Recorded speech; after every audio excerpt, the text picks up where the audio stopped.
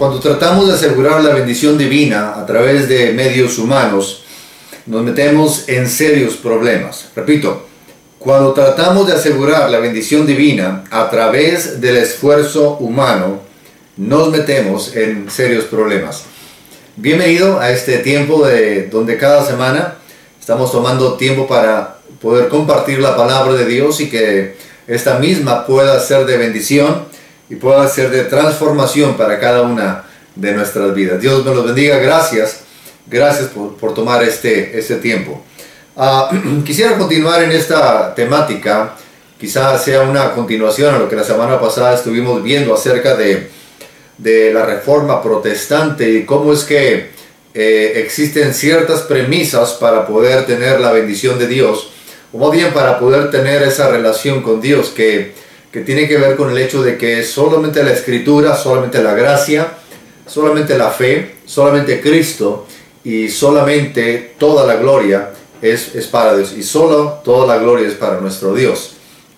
Yo quisiera, siguiendo lo que estuvimos tratando este domingo anterior, acerca de cómo es que debemos madurar como creyentes, como cristianos, y estuvimos viendo, si usted recordará, este domingo acerca de cómo Pablo exhorta a la iglesia de Galacia a no regresar a los rudimentos anteriores, no regresar a los rudimentos de la ley donde eran pasajeros, eran solamente como un tipo de tutor de lo que iba a venir.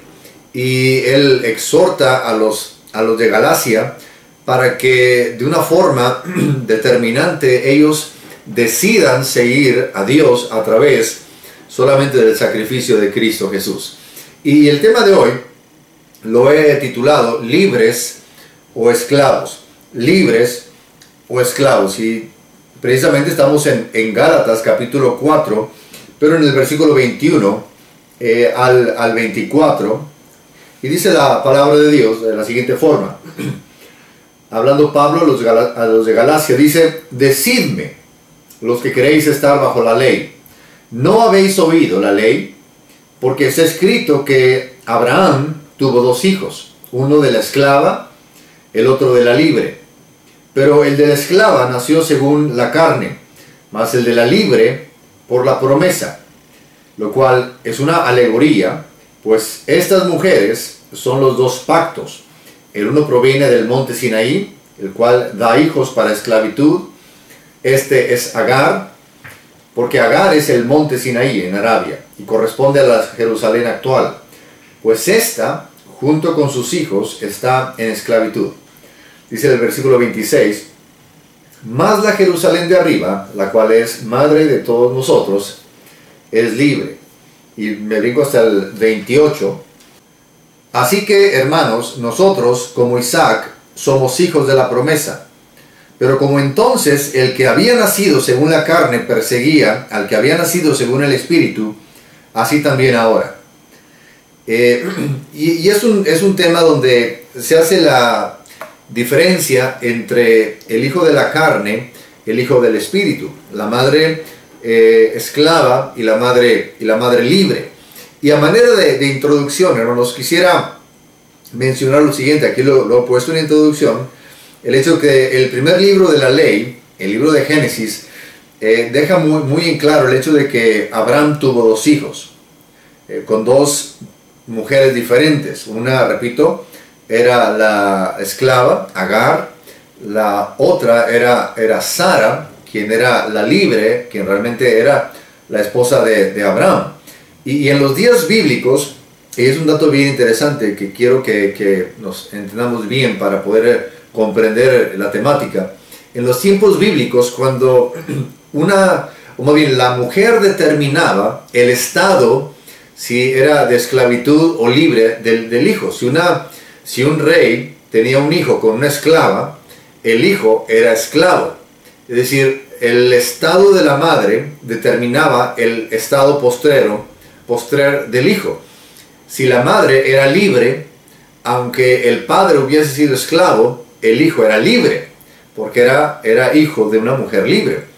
Y en este caso, de alguna forma, nos encontramos con que una mujer que era esclava tiene un hijo de Abraham, el cual por ende es esclavo, es siervo. Y también Abraham tiene un hijo con su esposa, con la libre, y entonces el hijo es el libre. Y aquí Pablo hace esta comparativa en el hecho de que hay dos tipos de personas, hay dos tipos de mujeres, dos tipos de madres, la esclava y la libre. Aquí la pregunta es, ¿quién es nuestra madre en este caso? Si es la esclava o es la libre. Y es lo que Pablo quiere determinar, que los oyentes, los que están leyendo esta carta en Gálatas en Galacia, puedan distinguir estos dos aspectos. Y el primer aspecto que quiero que veamos es el hecho de que quiero que veamos la promesa de Dios para Abraham según Sara. La promesa de Dios para Abraham según Sara. Es decir, Dios le había prometido a Abraham y a Sara muchos descendientes. Recordemos que la promesa era para Abraham y para Sara, de que ellos iban a tener una descendencia tan grande o de tantas personas, y Dios lo compara como las estrellas del cielo o como la arena del mar, de la playa. Y la realidad era de que estos hombres, o bien este hombre y esta mujer, Abraham y Sara, estaban ya avanzados en edad, y el tiempo pasaba y no sucedía nada. Y la promesa estaba pendiente, la promesa que Dios les había dado.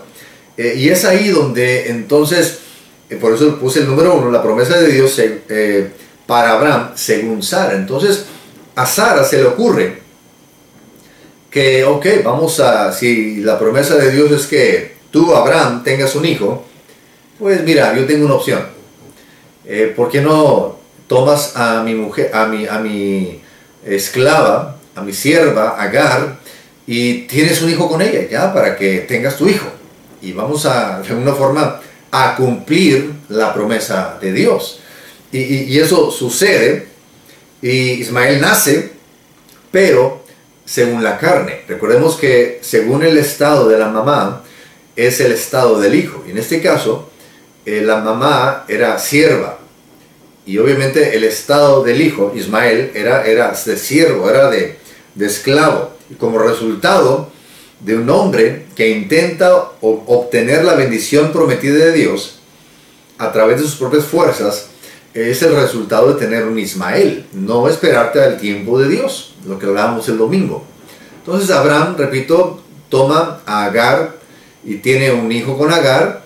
Resultado es Ismael, quien es el producto, quien es el resultado de un esfuerzo humano por cumplir con los propósitos de Dios. Pero créanme que el tratar de ayudarle a Dios humanamente, con esfuerzo humano, lo que sucede es que nos meten problemas. Y de hecho aquí pongo el ejemplo del hecho de que esa decisión de Sara de darle a su esposo Abraham, a Agar, ha tenido consecuencias, hermanos, hasta el día de hoy, con el conflicto árabe-israelí. Es un conflicto que hasta el día de hoy, 4000 años después, estamos viendo. Hoy en las noticias, a menudo estamos viendo el conflicto que están teniendo los árabes en contra de los judíos, en contra de los israelitas. ¿Por qué? Porque alguien decidió ayudarle a Dios, cuando, créame, Dios no necesita ayuda para cumplir sus promesas. Y esto me lleva al segundo aspecto, en el hecho de que la promesa de Dios para Abraham, según Dios. Y aún así, aunque ellos cometieron el error, 15 años después, efectivamente, Dios cumple su promesa y Abraham tiene un hijo, pero en esa ocasión a través de Sara, su esposa, la mujer libre. Y Abraham ya tenía 100 años, Sara tenía 90 años, y esto fue un milagro de parte del Señor. Literalmente estamos viendo aquí un milagro, por la gracia de Dios, sin ningún esfuerzo humano, sino que Dios permite que ellos, esos dos ancianos, puedan concebir y puedan tener en este caso a Isaac. el hijo de la promesa, el hijo de la mujer libre, el hijo de la esposa de Abraham. Y la Biblia dice, en otro pasaje en Romanos, donde se menciona que ellos casi pudiese decir que estaban ya muertos por la edad que ellos dos tenían. Físicamente era imposible que tuviesen hijos, pero es ahí donde uno entiende que es Dios quien intervino. No fue esfuerzo humano, no fue el hombre de alguna forma queriendo forzar el plan de Dios, sino que vemos que Dios intervino en este aspecto. Ahora, estos dos hijos representan dos pactos, Ismael e Isaac. Representan dos pactos que representan dos tipos de relación con Dios. Y el punto número 3, que son los dos pactos, lo primero es que Agar, la mujer esclava, representa el pacto de la ley. Así es como Pablo lo pone aquí en Gálatas, en este capítulo que acabamos de leer. En este pasaje, Agar representa el pacto de la ley. Es un pacto, el pacto de la ley, en el cual la relación nuestra con Dios se basa en el cumplimiento de reglas. Si la ley era: no matarás, no robarás, no hurtarás, no harás esto, no aquello, no esto, y en eso se basa el pacto de ley. La ley me dice qué hacer, la ley me dice qué no hacer. Ese es el tipo de relación que se tenía en el Antiguo Testamento con Dios. Dios dice no hagas esto, Dios dice no hagas aquello. Eso es el pacto de la ley. Pero, vaya, y si uno era obediente, Dios te bendecía. Si eras desobediente, Dios te maldecía. Esa era la base, la premisa del pacto de la ley. Pero este pacto solo producía esclavos. Y eso es lo que la ley nos hace a todos. Promete abundantes bendiciones, lo he puesto aquí, para aquellos que obedecen, pero solo nos maldice porque no podemos obedecerla perfectamente. La ley, de hecho, fue hecha para entender que era imposible cumplirla.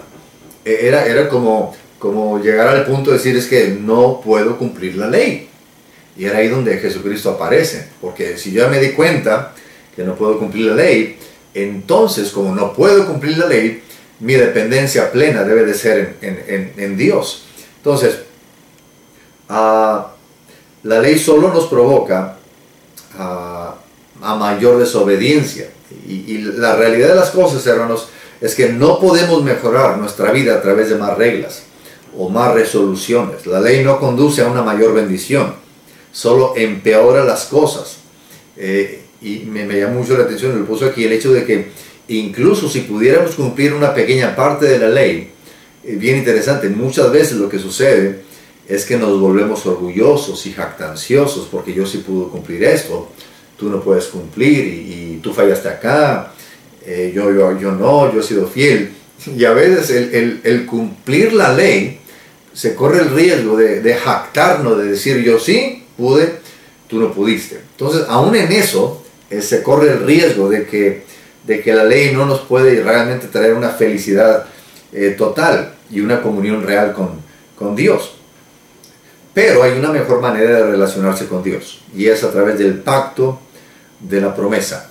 El pacto de la promesa, es decir, Dios ha prometido bendecirnos incondicionalmente, y no tenemos que trabajar para esas bendiciones. Todo lo que tenemos que hacer es creer en la promesa de Dios. Lo único que Abraham tuvo que hacer era esperar. Dios iba a cumplir su promesa de darle un hijo a través de Sara, y no tratar de intervenir humanamente hablando y meterse con Agar, porque eso trajo problemas. Y la realidad de las cosas es, repito, cuando trato yo de arreglar o de apoyarle a Dios para que se cumplan sus promesas, nos metemos en problemas serios. Y ponía yo el ejemplo, creo en la primera reunión, de una ilustración les decía a los hermanos, para poder entender un poquito el concepto de ley y de gracia. Y yo les ponía el ejemplo de estar casados con la ley, y usted se esfuerza por agradar a su esposo, a su esposa llamada ley, y usted hace todo lo que se puede, y usted se esfuerza, y de repente llega a la casa y se encuentra con su esposo ley, con la esposa ley, Y la ley le dice, sí, hiciste bien eso, pero acá no hiciste esto. Y uno como que se frustra porque uno se esfuerza para tratar de alguna forma de hacer las cosas bien, y te das cuenta, te frustras de que cómo voy a darle gusto a este hombre llamado ley, cómo le voy a dar gusto a esta mujer llamada ley. Y la ley de alguna forma nos hace sentir mal porque es imposible, humanamente hablando, cumplir con lo que la ley demandaba.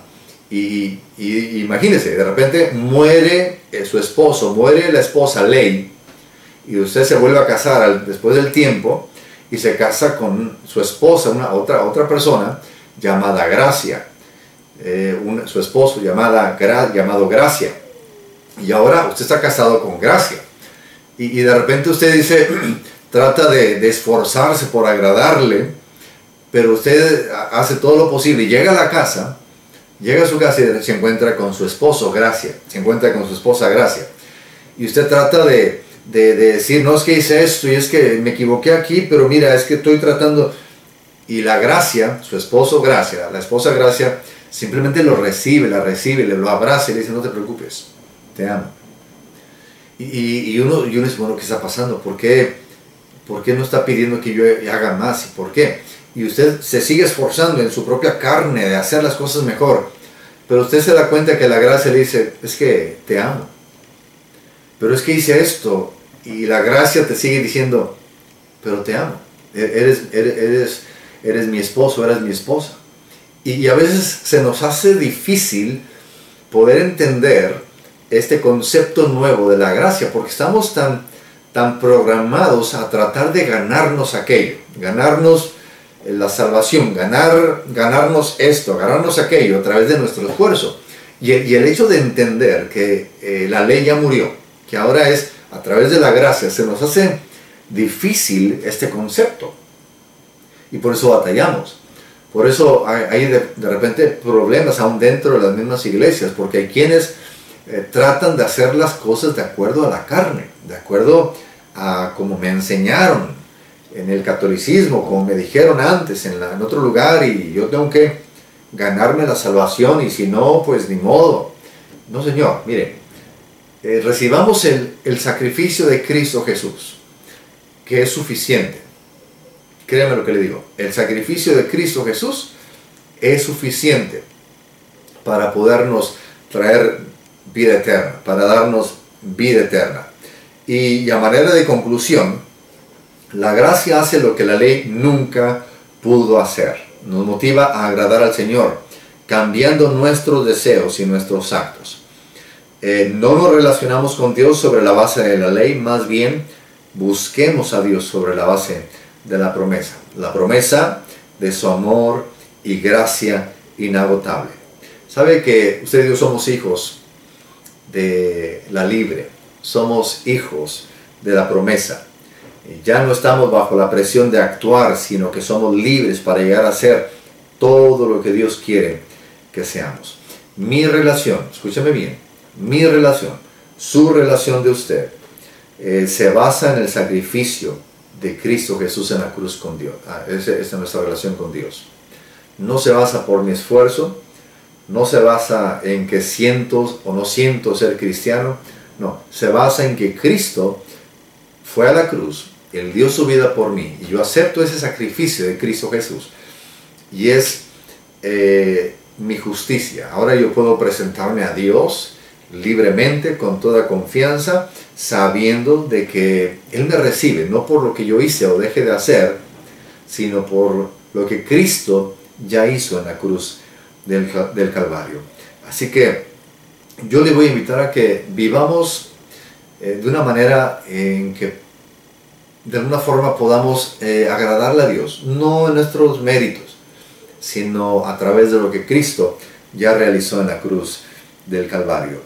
Yo le invito a que disfrutemos nuestra relación con Dios. Vamos a disfrutar nuestra relación con Dios. Gracias al Señor Jesucristo, que Él dio su vida por cada uno de nosotros. Así que adelante.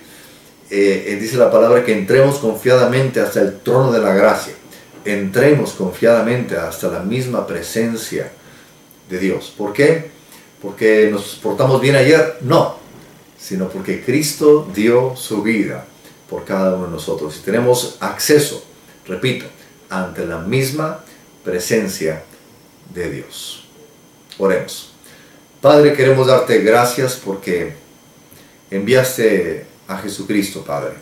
Y queremos darte gracias por Él. Gracias porque es a través de Él que nosotros tenemos vida eterna. Es a través de Él que podemos vivir con regocijo, podemos vivir con confianza.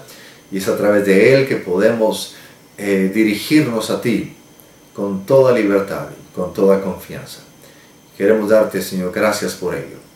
Yo te ruego en esta hora por cada uno de mis hermanos que estén ahorita viendo este video, que tu bendición sea sobre ellos, que tu gracia sea con ellos, que tu protección, tu cuidado sea con ellos, Señor, en todo momento.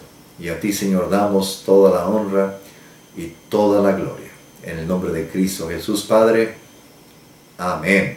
Amén. Amén. Pues Dios nos los bendiga, hermanos. Gracias por tomarse el tiempo en este momento para escuchar este video. Nuevamente le invito a que le ponga ahí un like, póngale que le gusta el video.